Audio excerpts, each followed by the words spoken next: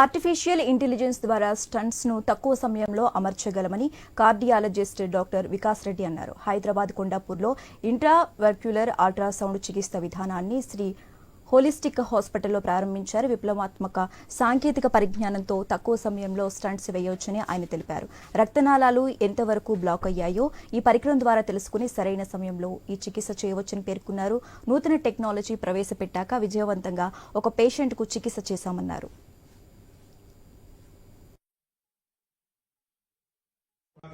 ఈ హాస్పిటల్ స్థాపించబడింది.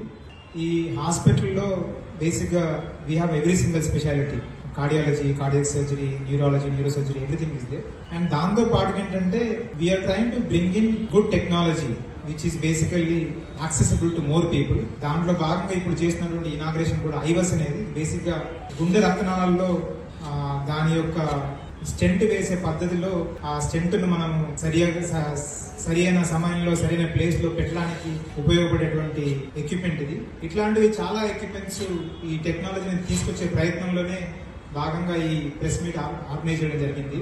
సో అంటే బేసిక్ గా టెక్నాలజీ పరంగా కానీ టెక్నికల్ పరంగా కానీ నాకంటే బెస్ట్ గా మా కార్డియాలజిస్ట్ చెప్పగలుగుతారు. ఈ ప్రెస్ మీట్ కు వచ్చినటువంటి మీడియా మిత్రులందరికీ ధన్యవాదాలు. ఇంకొక నెక్స్ట్ 1 to 2 months లో ఈ హాస్పిటల్ ఫార్మల్ గా ఇనాగ్రేట్ చేసే ప్రయత్నంలో కూడా ఉన్నాను. సో మీ